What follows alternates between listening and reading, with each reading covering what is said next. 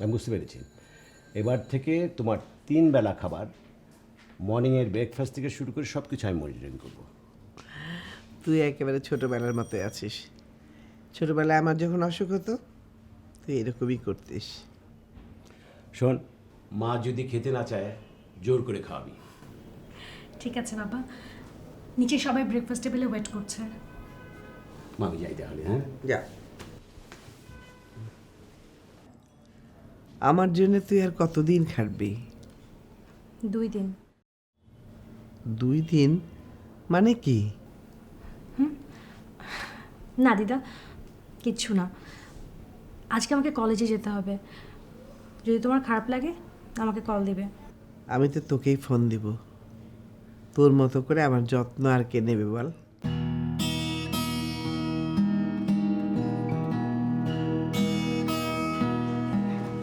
কি হয়েছে ভাবি? কি হয়েছে? কি এমন কথা যে এখানেই শুনতে হবে? এমন কথা যেটা শোনা পরে তুই আর দাঁড়িয়ে থাকতে পারবি না। তুই বরং বস বস। এত ভনিতা না করে বলো তো কি হয়েছে?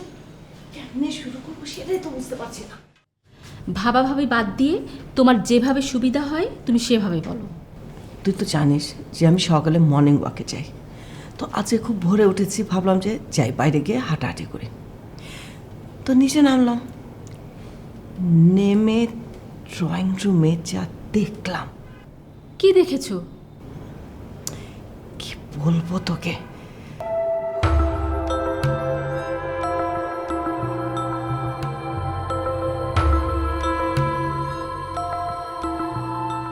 কোনোদিনও বুঝবে না আমি তোমাকে কতটা ফিল করি। তুমি এটা কোনোদিনও জানবে না।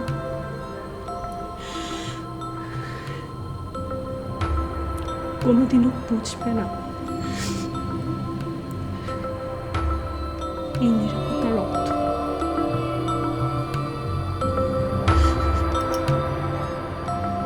কি বলছো এসব? ও কি বোকা না চালাক? আমার তো মাথা খারাপ হয়ে যাচ্ছে। ওর এত বড় সাহস! আমি ওকে এখনই বাড়ি থেকে বের করে দেব।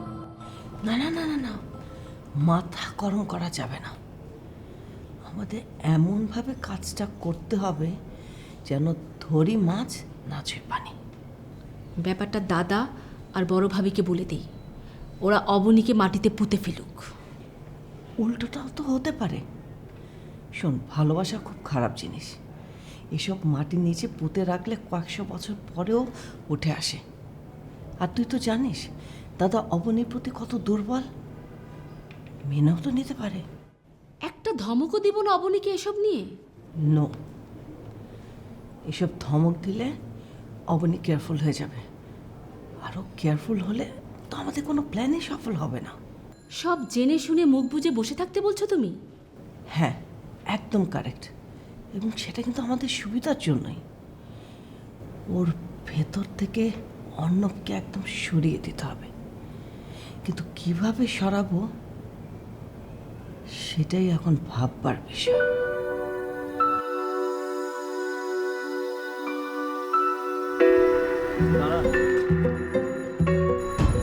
একটু দাঁড়ান না।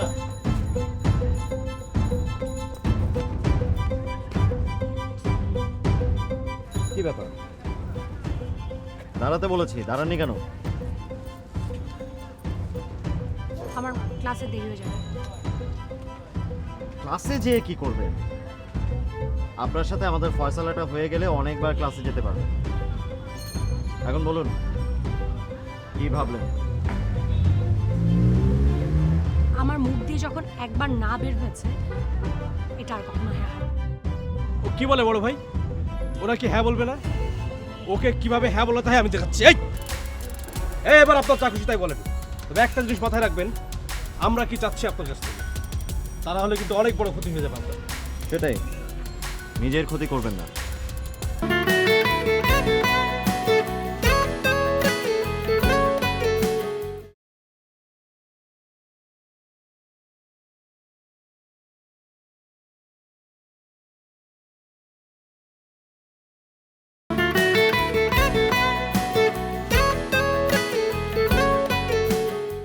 যার জীবনের কোনো পিছু টান নাই, তার লাভ ক্ষতির কোনো হিসাব থাকে না। গুলি করো।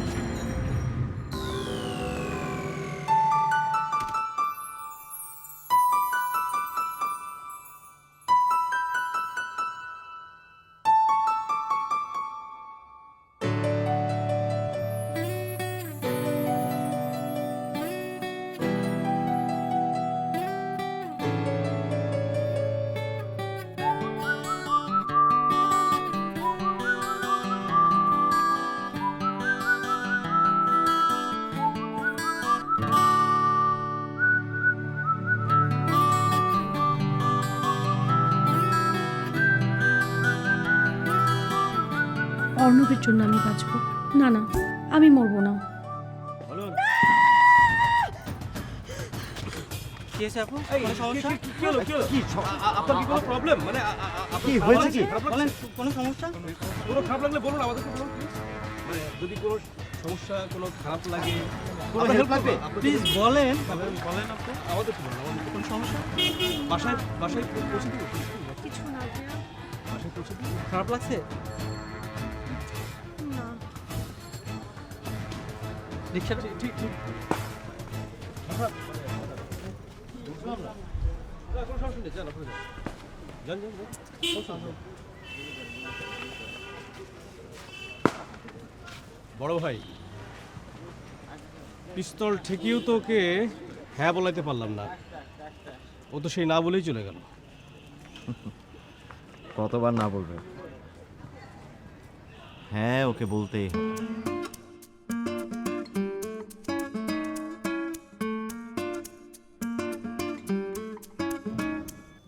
কি কোনো ক্লু পাওয়া গেল? বাপি, তুমি এই প্রজেক্টটা যখন বন্ধ করার সিদ্ধান্ত নিয়েছো, ঠিক তখন থেকে 6 মাস আগের তুমি হিসাবটা যদি আমাকে দিতে পারো, ঠিক তখন থেকে 6 মাস আগের তুমি হিসাবটা যদি আমাকে দিতে পারো, তাহলে আমি তোমাকে একটা ডিসিশন দিতে পারবো। যে হিসেবটা তোমার হাতে আছে সেখান থেকে কিছু পেলে? না না, এখানে তো মাত্র 2 মাসের হিসাব আছে। যদিও এখান থেকে আমি কিছু একটা আঁচ করতে পারছি, কিন্তু আমার বাকি মাসের হিসাবগুলো দরকার। আচ্ছা, আমি কি অফিসকে বলবো ফাইলগুলো তোমার কাছে পাঠাতে? না না, মোটেও না। আমি চাই না ফাইলগুলো রিফাইন্ড হয়ে আসুক। তুমি যেভাবে চাইবে সেভাবেই আসবে। থ্যাংক ইউ সো মাচ বাপি। আর আরেকটা বিষয়, আমি চাই না কেউ ব্যাপারটা জানো যে দাদা আসবো? আয় আয় বস।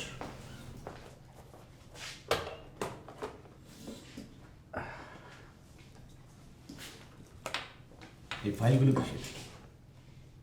এগুলো পুরনো প্রজেক্টের ফাইল। কেউ কি চেয়েছে?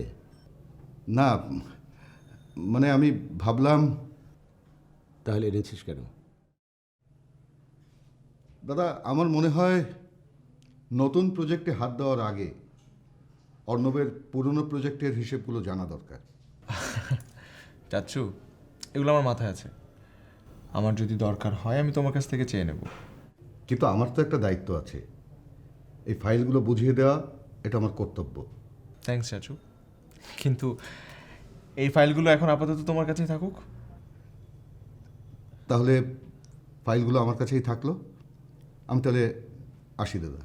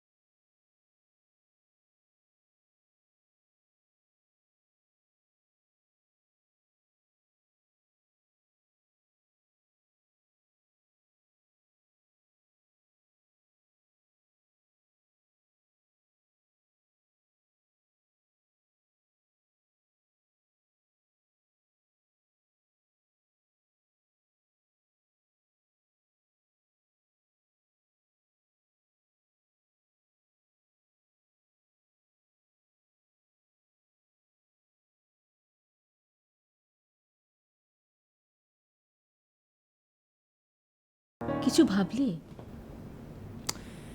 যাই হোক, গেট টুগেদার পার্টি পর্যন্ত আমাদের ওয়েট করতেই হবে। এতদিন? আর তো কোনো উপায় নেই আমাদের হাতে, রোমেনা। অবনীকে আমাদের দরকার। আর তাছাড়া এত বড় একটা পার্টি ও ছাড়া সামলাবে কে? আর তুই ভুলে গেছিস পরদিনই দাদা আর ভাবি বিদেশ যাচ্ছে। বাসা পুরা ফাঁকা, রিস্ক ফ্রি। কি করবে কিছু ভেবেছো? ভেবেছি তো বটে, কিন্তু তোকে এখন বলা যাবে না। কেন এখন বলা যাবে না কেন? কারণ আরও অনেক প্ল্যান অ্যাড করতে হবে। আর শোন, তুই কিন্তু অবনীকে নজরদারিতে রাখবি। ও যেন কোনোভাবে অর্ণবের দ্বারের কাছে ঘেঁষতে না পারে। তুমি অর্ণবকে নিয়ে মোটেও চিন্তা করো না, কারণ ও কোনোদিনও অবনীর দিকে ফিরেও তাকাবে না। তুই এত শিওর হচ্ছিস কেমনে? কারণ অর্ণব নওমিকে মানে? কিছু না ভাবি, কিছু না। নাওমি আর অর্ণব কিছু তো বটে।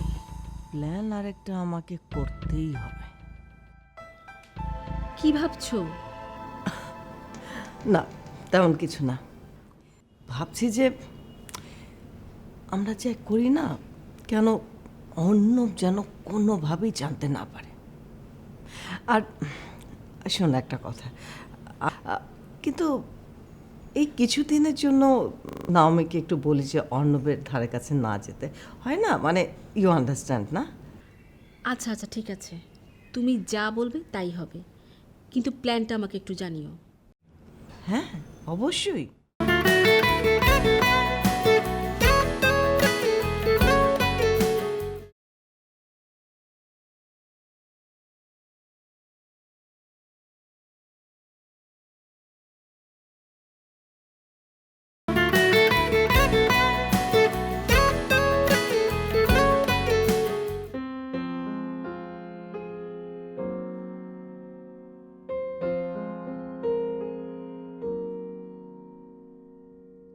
জানো, তোমাকে পেলে না আমি সারা জীবন এরকম ঝালমুড়ি দিয়ে লাঞ্চ করতে পারি।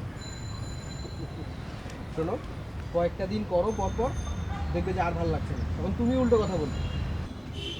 তুমি আমাকে এই বিশ্বাস করো? দেখো রিসিলা, এটা বিশ্বাস অবিশ্বাসের কথা না, এটাই বাস্তবতা। আজ হয়তো তোমার যা ভালো লাগছে কাল ভালো নাই লাগতে পারে। কি হলো?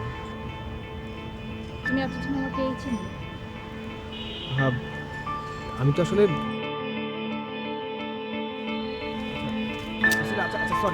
সরি, মানে আমি আসলে ওইভাবে মিন করে বললি, আমি আসলে ইন জেনারেল বলেছি। আমি আসলে আরেকজনের কথা চিন্তা করছিলাম তো। আরেকজনের কথা চিন্তা করছিলে মানে তুমি আমার সামনে বসে তুমি আরেকজনের কথা চিন্তা করছিলে? আমি একটা জাস্ট উদাহরণ দিলাম, মানে ওরকম কিছু না। Please sorry. আচ্ছা ছাড়ো তো। আচ্ছা ছাড়ো রিসিলা।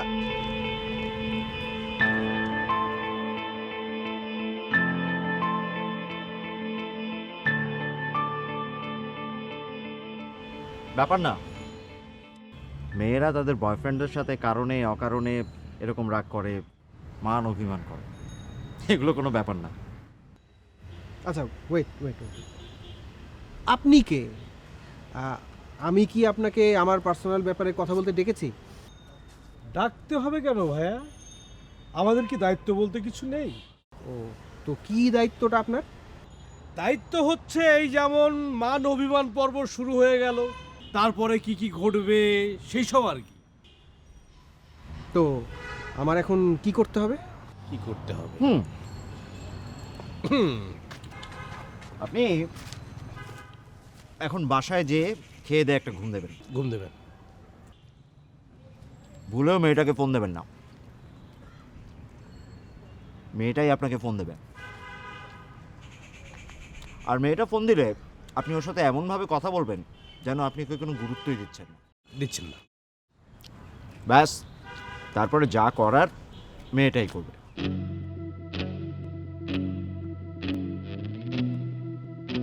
করে দিবে।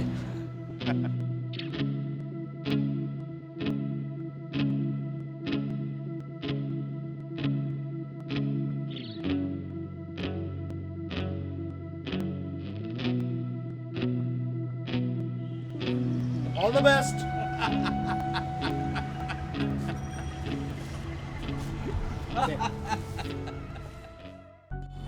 হ্যালো, না না দিদা, আমি ঠিক আছে দিদা।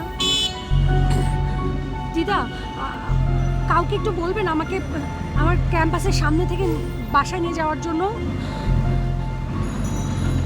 না দিদা, রিক্সায় যাওয়া যাবে না দিদা, একটু ঝামেলা আছে। আপামনি স্যার বাসা যাইতেছে, বাসা যাইবেন?